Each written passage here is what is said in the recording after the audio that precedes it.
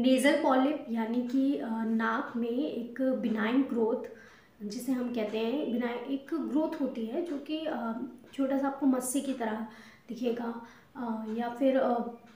जब जनरली आपको बहुत टाइम अगर नेज़ल पॉलिप की दिक्कत रह रही है तो वो कई बार पेशेंट को सिम्टम के साथ बहुत ज़्यादा नहीं आती। और जब स्लाइटली कुछ सालों बाद सिम्टम महसूस होने शुरू होते हैं तो अगर जैसे डॉक्टर के पास एग्जामिनेशन के लिए पेशेंट जाता है तो देखने से पता चलता है कि अंदर नेज़ल जो पैसेज है वहाँ पर नाक के अंदर की तरफ पर वहाँ पर मांस का टुकड़ा या मांस जैसा कुछ उभरा हुआ सा एक ग्रोथ सी महसूस हो रही है, उसे हम नेज़ल पॉलिप कहते हैं। जैसे कि आप समझ सकते हैं कोई मस्सा निकल जाता है या वॉट्स, जो बड़े बड़े वॉट्स होते हैं, इस तरीके से समझने के लिए आप समझ सकते हैं कि पूरा एक ग्रोथ रहेगी मांस जैसी। वो एक कैंसर नहीं होता है, बिनाइन ग्रोथ होती है। और जनरली बहुत से रीज़न्स की वजह से इसमें देखा जाता है कि अगर पेशेंट को बहुत ज़्यादा साइनस की दिक्कत बहुत टाइम से रह रही है, या साइनस एक अलग कंडीशन होती है जहाँ पर इन्फ्लेमेशन होता है साइनस एरिया की, और वहाँ पर फ्लूइड जो है मतलब हर समय डिस्चार्जेस पेशेंट को लगे रहते हैं, जुकाम बना रहता है। तो अगर बहुत ज़्यादा इस साइनस की दिक्कत रह रही है, साइनसाइटिस की इन्फ्लेमेशन रह रही है, तो उस के जो है क्रोनिक बढ़ने के बाद जो है बहुत ज़्यादा होने के बाद तब ये नेज़ल पॉलिप्स की कंडीशन डेवलप हो सकती है। या राइनाइटिस या एलर्जी है किसी भी चीज़ से, डस्ट वगैरह, स्नीजिंग बहुत ज़्यादा रहती है, बहुत ज़्यादा एलर्जी किसी भी चीज़ से है, वो डस्ट है, कोई फूड एलर्जी है, तो या स्मेल से कोई भी चीज़ पर्टिकुलर तो एलर्जी है, तो पेशेंट में नेज़ल पॉलिप की दिक्कत डेवलप हो जाती है। अस्थमा है किसी पेशेंट को, उनमें भी देखा जाता है। तो जनरली ये कुछ फैक्टर्स हैं कि देखे गए कि जिनकी वजह से नेज़ल पॉलिप पेशेंट में दिखता है। जेनेटिक कंडीशन भी दिखती है कि अगर पेरेंट्स में थी तो कई बार बच्चों में भी दिखती है। तो बात कहें कि वैसे तो ये कोई ऐसी कोई कैंसरस ग्रोथ नहीं है, बट अगर ये कंडीशन डेवलप हो जाती है तो पेशेंट को सांस लेने में दिक्कत और बहुत सारे सिम्टम आते हैं जिनकी वजह से उनकी डेली लाइफ में इफेक्ट होता है। जनरली अगर बहुत लॉन्ग टाइम तक पेशेंट को नेज़ल पॉलिप की दिक्कत या काफ़ी दिक्कत दे रही है सिम्टम, तो पेशेंट को सांस लेने में दिक्कत हो सकती है, नेज़ल ऑब्स्ट्रक्शन हो सकता है। तो बात करें कि पेशेंट को क्या क्या सिम्टम आते हैं, तो सिम्टम पेशेंट को आते हैं कि हो सकता है कि साथ साइनस के साथ है तो डिस्चार्जेस है नाक से, जुकाम सा आता रहता है, जैसे डिस्चार्जेस आते रहते हैं फ्लूइड लाइक या गाढ़ा डिस्चार्जेस, या फिर उनके जो नाक के पैसेज होते हैं वहाँ बहुत ज़्यादा ड्राइनेस रहेगी, क्रस्ट रहेगा, इस तरीके के सिम्टम भी आ सकते हैं। और पॉलिप जब एक मांस का टुकड़ा है तो वो जो नेज़ल पैसेज जहाँ सांस लेने के लिए है तो उसमें ऑब्स्ट्रक्शन फील होता है। तो जो नेज़ल ऑब्स्ट्रक्शन है, सांस लेने में दिक्कत पॉलिप की वजह से पेशेंट को फील हो सकती है।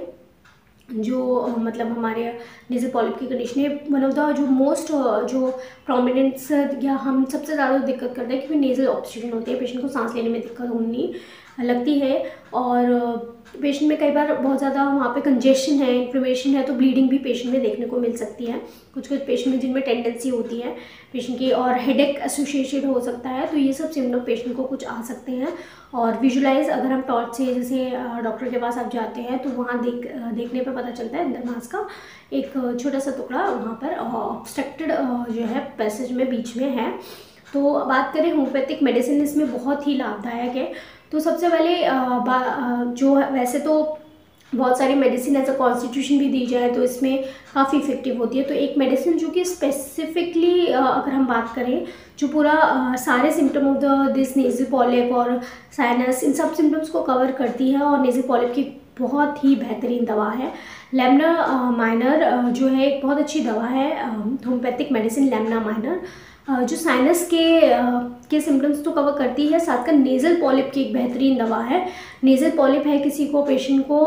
उसके तहत पेशेंट में देखा जाता है कि राइनाइटिस की दिक्कत है, उसको मतलब एलर्जी है किसी भी चीज़ से, पेशेंट को क्रोनिक बहुत टाइम से एलर्जी है, धूल में जाता है या कई बार हीट से हो गई या फिर कोई भी ठंडी चीज़ों पे हाथ लगा दे तो उसको स्नीजिंग स्टार्ट हो जाती है, सेंसिटिव है उसका नेज़ल पैसेज का मतलब ये है कि वो बोलता है कि मुझे बहुत ज़्यादा अगर मैं ठंडा गर्म ये चीज़ें खा लेता हूँ या इवन इन द टचिंग तो मुझे ये हो जाता है, या स्मेल से बहुत ज़्यादा एलर्जी मतलब किसी भी चीज़ से पर्टिकुलर स्मेल से हो सकती है, तो वहाँ पर उसको कंटिन्यूसली स्नीजिंग, छींके या डिस्चार्जेस आना, या रेनी सीजन में उसकी कंप्लेंट बढ़ जाती है, ठंड में कंप्लेंट जो वेदर स्पेशली रेनी सीजन तो कोल्ड काफ़ी सब बढ़ जाता है, साइनस की दिक्कत बढ़ जाती है, और साथ के साथ अगर नेज़ल पॉलिप दिख रहा है तो वहाँ पर ये बेहतरीन दवा साबित होती है अगर सिम्टम के बेसिस पे पेशेंट को दी जाए। और राइनाइटिस की मैंने बताया, एलर्जी है आपको नोज़ की किसी तरह की, उसमें ये इफेक्टिव रहेगी। और नेज़ल पॉलिप और साइनस, ये तीनों चीज़ों के सिम्टम्स को कवर करती है। और पेशेंट को क्या आएंगे, पोस्ट नेज़ल ड्रिपिंग कंडीशन से, जैसे कि साइनस में पोस्ट नेज़ल ड्रिपिंग की गले में ऐसा लगेगा कुछ बलगम सा हर समय गिरता रहता है नाक से, तो ये सिम्टम पेशेंट को हो सकता है। स्लाइटली ब्लीडिंग भी हो सकती है, क्रस्ट जो है नाक के अंदर कुछ जख्म से हो जाते हैं पेशेंट के अंदर, प्लग से निकलते हैं, और ड्राइनेस उसको रहेगी बहुत ज़्यादा, नेज़ल पैसेज में हर समय टच करता रहेगा बहुत ज़्यादा, वो ऑयलिंग भी वहाँ पर करते हैं, ऑयल पुलिंग भी करते हैं, बट जो है देखा जाता है उसको ड्राइनेस हमेशा बनी रहती है। ठंडा गर्म गाना जो बहुत ज़्यादा है उससे भी उसे इफ़ेक्ट होता है, नुकसान कर जाता है उसे, बहुत जल्दी मतलब ठंड लग जाती है, नेज़ल डिस्चार्जेस होने लगते हैं, या फिर अगर बहुत ज़्यादा गर्म खाता है तो नेज़ल ब्लीडिंग भी होने लगती है। तो दोनों ही सिम्टम्स इसमें मिल सकते हैं पेशेंट को। और पेशेंट में जो होती है कि लॉस ऑफ स्मेल हो सकती है, कि जो भी चीज़ें हैं जो पर्टिकुलरली हमें स्मेल क्वाइट वेल कर लेते हैं बट वो नहीं होती, या फिर पेशेंट को जो है कि बहुत ज़्यादा अंदर से उसको महसूस होता है एक सड़ान सी या गंदी सी स्मेल आ रही है, तो ये सब सिम्टम पेशेंट को हो सकते हैं। तो सारे सिम्टम्स पे कवर करती है मेडिसिन। 30 पोटेंसी और 200 दोनों ही में इफ़ेक्टिव होती है। पेशेंट के हिसाब से पेशेंट में मेडिसिन चयन की जाती है। 2 to 3 जो ड्रॉप्स हैं उसको रिपीटेडली अगर quite well 2 to 3 times patient में हम जनरली देखते हैं, बट एक लॉन्ग टाइम उसको जब तक ट्रीटमेंट कंप्लीट नहीं होता लेना बहुत ज़रूरी होता है। अदरवाइज़ आपका जो एक पार्शियल क्योर की वजह से मतलब आप सोचते हैं कि आप कंप्लीट नहीं करेंगे और कुछ दिनों में 15 दिन में या 20 दिन में आपकी ट्रीटमेंट ठीक हो जाएगी, तो वो डिपेंड करता है कि आपकी कंडीशन कितनी पुरानी है। तो जनरली एक क्रोनिक कंडीशन देखी जाती है, तो फुल ट्रीटमेंट और लॉन्ग ट्रीटमेंट आपको 2 से 3 महीने या 4 महीने जितना भी लगता है आपको कंप्लीट लेना है, और धीरे धीरे आपकी डेफिनेटली ये दिक्कत जो है बिल्कुल ठीक हो जाती है। नेज़ल पॉलिप्स तो सर्जरीज का एक ऑप्शन नहीं है। जो पेशेंट सोचते हैं कि हम डायरेक्ट सर्जरी करा लें, क्योंकि ये एक अंदर से कंडीशन डेवलप होती है, तो मे बी अगर आप सर्जरी करा भी लेते हैं तो पेशेंट में बहुत से पेशेंट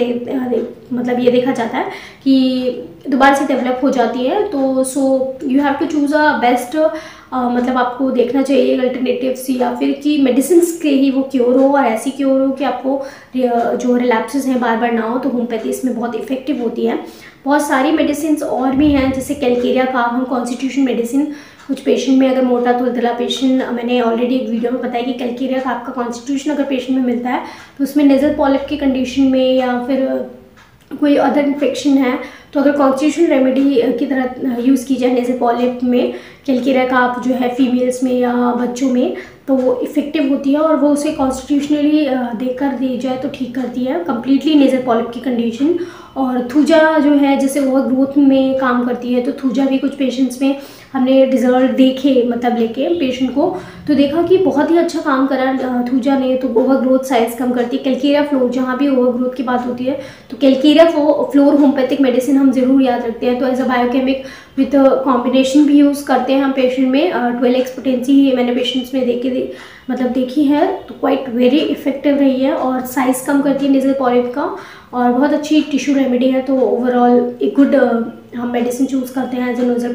पॉलिप की कंडीशन में भी हम इसे यूज़ करते हैं बहुत से पेशेंट में, with plus up to the lamina minor और other medicine which is well suited patient में जा रही है। कैलकेरिया का आप है थूजा हम दे रहे हैं पेशेंट को, तो इस अकॉर्डिंगली तो ये कुछ टिक्रियम जो है वो भी एक मेडिसिन है, वो मैं अगर आपको वीडियो में बताऊंगी, तो वो भी क्वाइट इफेक्टिव रहती है। तो पेशेंट में एज अ पेशेंट के सिम्टम कैसे हैं, क्या उसमें इफेक्टिव रहेगी मेडिसिन, कॉन्स्टिट्यूशन क्या है, तो उस तहत हम मेडिसिन का चयन करते हैं। और पेशेंट में जो बीमारियां हैं बिल्कुल ठीक होती हैं। तो ऐसा नहीं है कि नेज़ल पॉलिप का इलाज सिर्फ सर्जरी ही है। You can choose a homeopathy can treat you very well in all the this type of condition, जहाँ पेशेंट सोच नहीं सकता है कि उसे इस तरीके की रिकवरी मिलती है।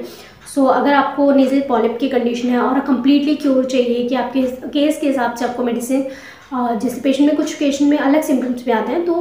तो उनमें हम मतलब जिस हिसाब से चेंजेस रहते हैं तो उस हिसाब से मेडिसिन उनको क्वाइट इफेक्टिव मेडिसिन उनकी सुटेबली उनके सिम्टम्स को कम कर से हम बेटर चूज़ कर सकते हैं। सो अगर आपको homeopathic treatment approach for any nasal polyp या फिर कोई भी साइनस ऐसी दिक्कत है तो आप होम्योपैथी के लिए हमसे कंसल्ट कर सकते हैं और मेडिसिन अपने घर पे मतलब आप डिलीवर करा सकते हैं। So hope after the consultation, ताकि आपको एक बेस्ट एडवाइस मिल सके। So hope you like this video, और ऐसी वीडियो के लिए हमारे चैनल से जुड़े रहें and stay safe, stay healthy.